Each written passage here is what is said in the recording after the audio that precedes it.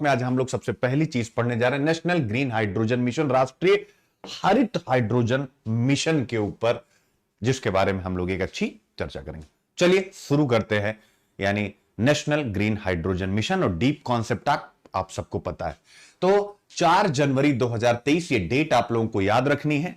4 जनवरी 2023 को union cabinet ने, केंद्रीय मंत्रिमंडल ने कितने पैसे के साथ 19,744 यानी 19,744 करोड़ रुपए के साथ ग्रीन हाइड्रोजन मिशन की शुरुआत की है, यह याद रखेगा। और इस पैसे को कहां खर्च किया जाएगा? इस पैसे को खर्च किया जाएगा इलेक्ट्रोलाइजर्स के उत्पादन में। ठीक है, किसके? इलेक्ट्रोलाइजर्स, जिसके द्वारा ग्रीन हाइड्रोजन प्रोड्यूस होता है। तो इलेक्ट्रोलाइजर्स के उत्पादन में और उसके साथ साथ ग्रीन हाइड्रोजन के उत्पादन में। तो आप देख सकते हैं इन दोनों के लिए इतना पैसा लगाया गया है ग्रीन हाइड्रोजन मिशन। अब हमारे लिए ये इंपॉर्टेंट क्यों हो जाता है इस प्रकार के मिशन को पढ़ना? देखिए, हम खुद पूरे विश्व के सामने हमने अपनी अकाउंटेबिलिटी सेट की है, और पूरे विश्व के सामने हमने क्या अकाउंटेबिलिटी सेट की हुई है? हमने सेट किया हुआ कि 2070 तक हम कार्बन न्यूट्रल होने जा रहे हैं। क्या होने जा रहे हैं? कार्बन न्यूट्रल होने जा रहे हैं। पंचामृत में से एक अमृत यह भी है कि हम कार्बन न्यूट्रल होने जा रहे हैं। अब हम कार्बन न्यूट्रल होंगे तो उसके लिए हमें मेगा प्रोजेक्ट शुरू करने पड़ेंगे, और वही मेगा प्रोजेक्ट है आपके सामने ग्रीन हाइड्रोजन मिशन। एक चीज तो ये हो गया। इसके साथ साथ क्लाइमेट चेंज का जो पूरा रीजन है, उसके पीछे स्वाभाविक कार्बन उत्सर्जन ही जिम्मेदार है। तो जीएस पेपर 3 एनवायरमेंट के लिए आप किसी भी प्रश्न, यानी एनवायरमेंट के कंजर्वेशन, पर्यावरण के संरक्षण को लेकर के किसी भी प्रश्न का उत्तर लिख रहे हैं, तो आपको ग्रीन हाइड्रोजन मिशन को अपने आप डालना ही पड़ेगा। आपके पास ऑप्शन नहीं। अगर डायरेक्ट क्वेश्चन नहीं आ रहा है तो, वैसे तो ये डायरेक्ट क्वेश्चन है, मैंने इसी साल आउट किया था, लेकिन इस साल आया नहीं, तो ऑब्वियस है 24 में पूछा जाएगा, 25 में पूछा जाएगा।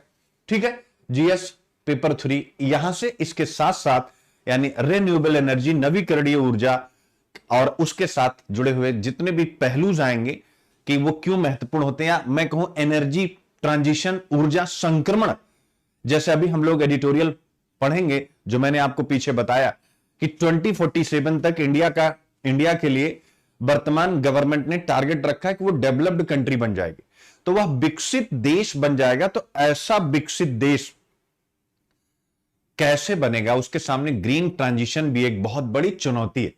तो ये ग्रीन ट्रांजिशन का एक उपाय भी है, आप देख सकते हैं।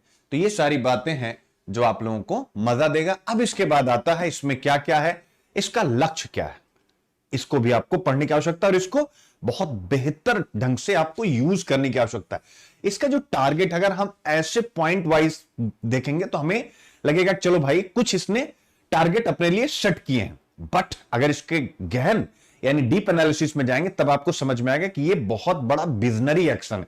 जैसे creation of export opportunities for green hydrogen and it's derivatives, यानी हरित हाइड्रोजन और इसके यौगिक के लिए निर्यात अवसरों का सृजन। यानी ग्रीन हाइड्रोजन हम बनाएंगे, उसको हम एक्सपोर्ट करेंगे और उससे हम पैसा कमाएंगे। जैसा कि आज वेस्ट एशिया के देश, पश्चिम एशिया के देश क्या करते हैं, यानी हमें क्रूड ऑयल भेजते हैं और उसके बाद हम एक बहुत बड़ा अमाउंट, एक बहुत बड़ा फॉरेक्स रिजर्व उनको देते हैं, और हमारा जो व्यापार घाटा है उसके साथ साथ करंट अकाउंट डेफिसिट भी है, ये बड़ा हो जाता है। तो इसका मतलब है ग्रीन हाइड्रोजन, इस मिशन के द्वारा हम ग्रीन हाइड्रोजन बनाएंगे, उसको निर्यात करेंगे, विदेशी मुद्रा आएगी, और जैसे ही विदेशी मुद्रा आई, फॉरेक्स रिजर्व हमारा बड़ा होगा।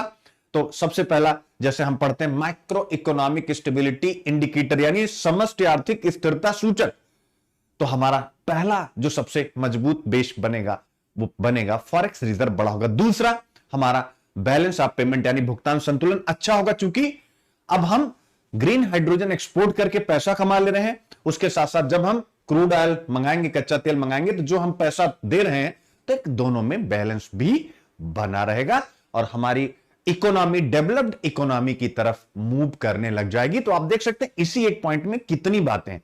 किसका टारगेट है? एक्सपोर्ट। इसके अलावा बताने की आवश्यकता नहीं है, डीकार्बोनाइजेशन किसका? एनर्जी सेक्टर का, यानी ऊर्जा क्षेत्र का डीकार्बोनाइजेशन, यानी कार्बन का उपयोग ना करना, जैसे कि ऑटोमोबाइल सेक्टर में इसका उपयोग करना ग्रीन हाइड्रोजन का। और आप सबको पता है ऑटोमोबाइल सेक्टर एक बहुत बड़ा, नहीं परिवहन क्षेत्र एक बहुत बड़ा क्षेत्र है जहां पर कार्बन उत्सर्जन व्यापक मात्रा में होता है, याद रखिएगा।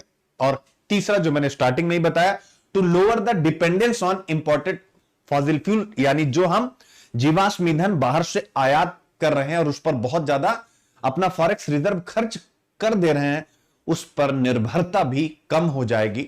और स्वाभाविक है, फोर्थ हो जाता है, हर एक देश चाहता है कि वह इंडिजीनियस टेक्नोलॉजी के माध्यम से बेहतर करे, अपनी एनर्जी सिक्योरिटी सुनिश्चित करे। तो हम यह भी करने जा रहे हैं इसके द्वारा। तो 4 पॉइंट देख सकते हैं, कितना बढ़िया डीप कॉन्सेप्ट टॉक है। सीधा क्वेश्चन आपका आएगा प्रीलिम्स में, मेंस में, दोनों में। नेशनल ग्रीन हाइड्रोजन मिशन क्या है, कब शुरू किया गया, इसका एम क्या है, आपके सामने ये भी आपको 4 पॉइंट बता दिया गया। अब आता है इसमें क्या क्या प्रोत्साहन दिए जा रहे हैं, ठीक है ना, यानी इसको कैसे आगे बढ़ाया जा रहा है। तो green hydrogen mission has 2 separate financial incentive mechanism, याद रखिएगा, ठीक है ना। तो आप देख सकते हैं ग्रीन हाइड्रोजन ट्रांजिशन कार्यक्रम तय किया गया है, बस इसको आप याद रखिएगा। यानी ग्रीन हाइड्रोजन मिशन को आगे बढ़ाने के लिए 2 वित्त प्रदान करने वाले टूल्स बनाए गए हैं, प्लान बनाए गए हैं। वो कौन कौन है आप देख सकते हैं। सबसे पहले इलेक्ट्रोलाइजर के घरेलू निर्माण के लिए पैसा दिया जाएगा, for domestic manufacturing of electrolysers, for production of green hydrogen, हरित हाइड्रोजन के उत्पादन के लिए। इन दोनों के लिए क्या क्या किया गया, एक इनिशिएट स्टार्ट किया गया साइट, इसको ध्यान से, ग्रीन हाइड्रोजन ट्रांजिशन कार्यक्रम के लिए एक रणनीतिक हस्तक्षेप किया गया है और 2 अलग अलग वित्तीय प्रोत्साहन दिया जाएगा। यानी जो भी पैसा दिया गया वो इन 2 क्षेत्रों के लिए दिया जाएगा, ये आप समझिएगा। इसी को कहा गया है साइट, यानी ग्रीन हाइड्रोजन ट्रांजिशन, ठीक है ना, strategic intervention for green hydrogen transition site. तो एक साइट प्रोग्राम शुरू किया गया है और इसके तहत ये 2 काम किए जाएंगे। इलेक्ट्रोलाइजर देश में बनाए जाएंगे और इसके साथ साथ ग्रीन हाइड्रोजन पैदा किया जाएगा। और इस साइट कार्यक्रम के तहत ये दोनों काम होंगे और इन पैसों का आवंटन भी इन्हीं दोनों के लिए किया जाएगा, ये आपको ध्यान में रखना है। अब आता है कौन सा मंत्रालय इसके लिए जिम्मेदार है। प्रीलिम्स में आपसे क्वेश्चन पूछता है, the ministry of new and renewable energy, यानी नवीन एवं नवीकरणीय ऊर्जा मंत्रालय इसके लिए जिम्मेदार है। तो ये हो गया आपका डीप कॉन्सेप्ट टॉक। और इसमें आप देख सकते हैं सारी बातें हैं जो प्रेस इंफॉर्मेशन ब्यूरो की भी हैं, आप इसको भी अच्छे से देख सकते हैं। अब आता है हाइड्रोजन के प्रकार कितने होते हैं। तो मैंने आपको कई बार पढ़ा है, ग्रे हाइड्रोजन, ब्लू हाइड्रोजन, जहां से कुछ न कुछ कार्बन उत्सर्जन होता है, बट ग्रीन हाइड्रोजन से कार्बन उत्सर्जन नहीं होता है, याद रखिएगा, ठीक है ना। तो ये आपको पढ़ना है। पंचामृत वाला एग्जाम्पल भी मैंने आपको बता दिया, 5वां वाला, यानी achieve the target of net zero by 2017, इसको भी आप देख लीजिएगा। प्रीलिम्स का एक क्वेश्चन भी यहां पर लगाया गया है, इस क्वेश्चन का आंसर भी आप लोग दे सकते हैं। In the context of the green hydrogen mission, what does the acromion site stand for. Green hydrogen mission के संदर्भ में साइट का संक्षिप्त रूप क्या है, इसका फुल फॉर्म आप बता दीजिए। पहला है sustainable hydrogen implementation and green technology, सतत हाइड्रोजन कार्यान्वयन और हरित प्रौद्योगिकी। दूसरा है solar and hydrogen integration for green transportation, हरित परिवहन के लिए सौर और हाइड्रोजन एकीकरण। तीसरा है strategic intervention for green hydrogen transition, हरित हाइड्रोजन संक्रमण के लिए रणनीतिक हस्तक्षेप। और चौथा है sustainable infrastructure for green hydrogen technology, हरित हाइड्रोजन प्रौद्योगिकियों के लिए सतत बुनियादी ढांचा। ये सब आप पढ़ चुके हैं, तो आंसर इस सी आपको बताया गया। तो ये रहा डीप कॉन्सेप्ट टॉक। अब